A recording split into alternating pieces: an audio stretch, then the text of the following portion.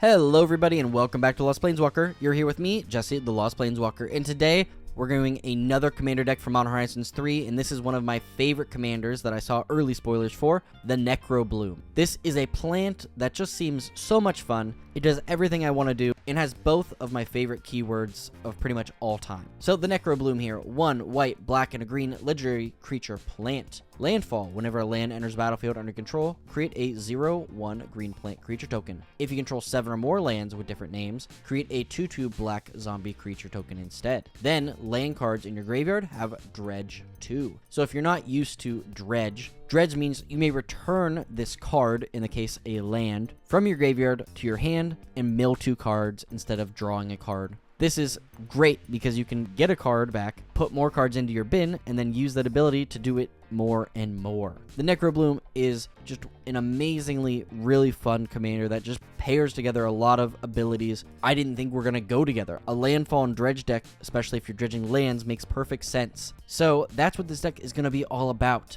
We're going to be talking about those landfall creatures. We're going to be talking about cards that care about lands entering, leaving, getting them back, destroying them, and then some general good stuff to help you win the game. So starting out by looking at those landfall creatures, we have received some really new and helpful landfall creatures recently, even though we haven't been to Zendikar for a bit, with Bristly Bill, Spinesower, Greensleeves, Marrow Sorcerer, and Nissa, Resurgent Animist. Bristly Bill here, 1 and a green, legendary creature, plant druid with landfall. Whenever a land enters battlefield under control, put a +1/+1 counter on target creature. Then for 3 green, double the number of +1/+1 counters on each creature. So we're going to be playing a ton of lands per turn. This is going to be placing a ton of counters, and we can use that to buff up our board. Greensleeves, Marrow Sorcerer, 3 green, legendary creature elemental with protection from planeswalkers and from wizards. Greensleeves and Marrow Sorcerer's power and toughness are equal to the number of lands you control, and whenever a land enters the battlefield under control, create a 3/3 green badger creature token. Not only is this going to get bigger with each land we play, but we're going to be making a board full of badgers along with our plants and zombies from our commander. And Nissa, Resurgent Animist, 2 and a green legendary creature elf scout with landfall. Whenever a land enters the battlefield under control, add 1 mana of any color. Then, if this is the second time this ability has resolved this turn, reveal cards from the top of your library until you reveal an elf or elemental. Put that card into your hand and put the rest on the bottom of your library in a random order. We have a very nice selection of very powerful elemental and elf creatures in this deck, so basically no matter what we get, we're going to be very happy with. So next up, we want to put lands in the bin to get back, so we're going to look at some great sacking cards. Sack those lands, give us some additional value. We have Scapeshift, Thalia and the Gitrog Monster, and Rite of the Reliquary. Scapeshift here is an older card that is 2 green sorcery. Sack any number of lands, search your library for up to that many land cards, then put them on the battlefield tapped, and then shuffle your library. The reason why this is so great is because of our commander's second ability, making us all of those zombie tokens based on the number of lands we have. And with Scapeshift, you can sack a bunch of lands, get a bunch back, and however many lands you sacked, you basically get that many zombies because all those lands are entering at the same time and you have so many lands. So Scapeshift, very fun here. Thalia and the Gitrog Monster, 1 white, black, and a green, legendary creature, human frog horror with first strike and death touch. You may play an additional land on each of your turns. Creatures and non-basic lands your opponents control enter the battlefield tapped. And whenever Thalia and the Gitrog Monster attack, sack a creature or land, then draw a card. We get to play additional lands, sack stuff, draw cards. This was the original Abzan commander I was super excited to get because it was just super fun and it was just a little too oppressive for what I wanted to play in my playstyle in general. But the Necrobloom here is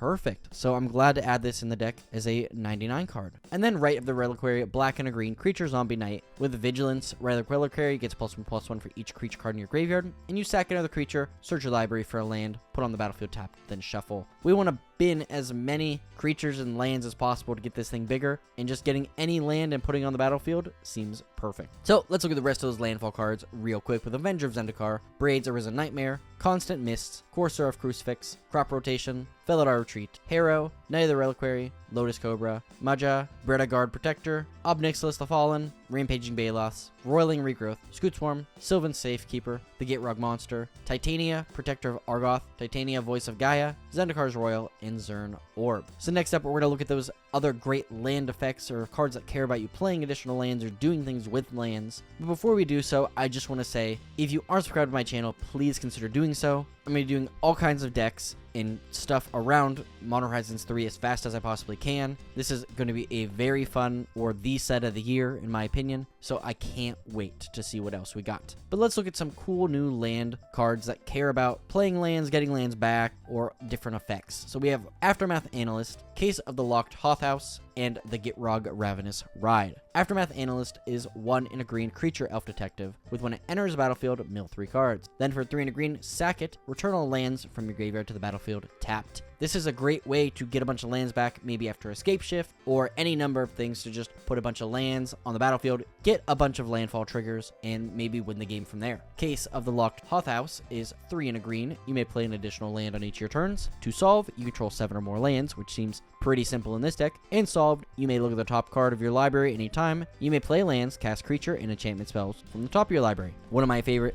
effects in Magic, and I love to see us getting new versions of it. And the Gitrog Ravenous Ride, 3 black green legendary creature frog horror mount. That's a mouthful. Trample haste. When the Gitrog Ravenous Ride deals combat damage to a player, you may sack a creature that's out at this turn. If you do, draw X cards, then put up to X land cards from your hand on the battlefield tapped, where X is the sacrifice creature's power. You can saddle it for 1. So the Gitrog here is going to help us place a ton of lands on the battlefield all at once, along with drawing a bunch of cards, so we can sack some of our big creatures to do so. Next up, we have some graveyard shenanigans here, with Conduit of Worlds, Squirming Emergence, and Wrenn in Realmbreaker. Conduit of Worlds is 2 green artifact. You may play lands from your graveyard. Tap, choose target non-land permanent card in your graveyard. If you haven't cast a spell this turn, you may cast that spell. If you do, you can't cast additional spells this turn. Activate only as a sorcery. So we do have some downside here. We can only play 1 spell, but if it's going to be the creature or artifact or whatever that we need to win, then it's worth doing. Squirming Emergence is 1 black and a green sorcery. Fathomless Descent. Return to the battlefield target non-land permanent card in your graveyard with mana value less than or equal to the number of permanent cards in your graveyard.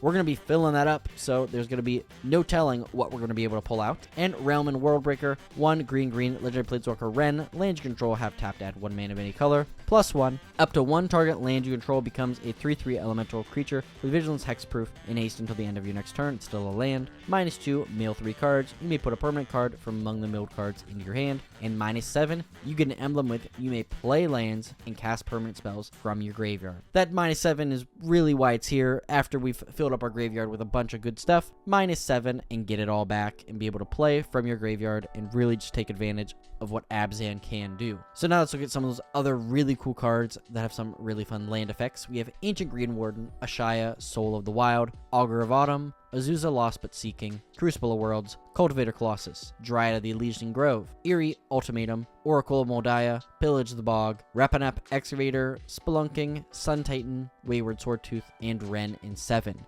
And lastly here, we're going to be looking at the good stuff cards, some different ways you can kind of win the game, get some creatures from your deck into your hand. So the 3 cards I want to talk about are Awaken the Woods, Insidious Roots, and Trouble in Pairs. Awaken the Woods is X green sorcery, create X 1/1 green forest dryad land creature tokens. This is just a really good way to make a ton of these little forest dryad creature tokens, and whether or not you want to use them to attack or count them as forests or do whatever, it's going to be a really impactful effect. Insidious Roots, a black and a green enchantment. Creature tokens you control have tapped to add 1 mana of any color. Whenever 1 or more creature cards leave your graveyard, put a 0/1 green plant creature token, then put a +1/+1 counter on each plant you control. So there's twofold here why I think this is great. 1, all your creature tokens, your commander, and all the other creatures in this deck are going to make can now tap to add mana. And secondly, you have all this graveyard stuff to get stuff back. Whenever you have a creature, whether it's exiled or brought back, you get to make a plant and then put a +1/+1 counter on each plant. There's a really cool way you can combo this all up, and it becomes very powerful.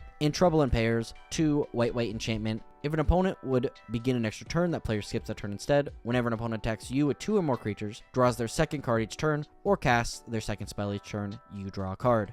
This is the next best enchantment in white. This came out in the Murderous Crawl of Manor Commander decks. This is a super good enchantment. I mean, it's just worth buying the deck just to get this card, honestly. There's a lot of other really good stuff in that deck as well, so very cool. But some of the other cool, good stuff we have is Anguished Unmaking, Arcane Signet, Archdruid's Charm, Chord of Calling, Calling Ritual, Eldarmy's Call, Green Sun Zenith, Moonshaker Cavalry, Night Whisper, Path to Exile, Reanimate, Skull Clamp, and Soul Ring. And with that, I just say thank you so much for watching. If you want to check out this deck and deck list, please see it in the description down below and leave me a comment on, what you thought about the cards I decided to include, and maybe there was a couple cards I didn't include that you thought I should. I do have a pretty sizable maybe board as I was building this deck and just kept it in the bottom here for everybody to look at. In addition, if you could please share this video with a friend, leave a like and subscribe, but that would mean the world to me. So thank you, thank you, thank you. So today's Scryfall card of the day is all that glitters from the Fallout Commander decks, with sooner or later, the house always wins. Thank you so much for watching, and as always, I'll see you later, Planeswalkers.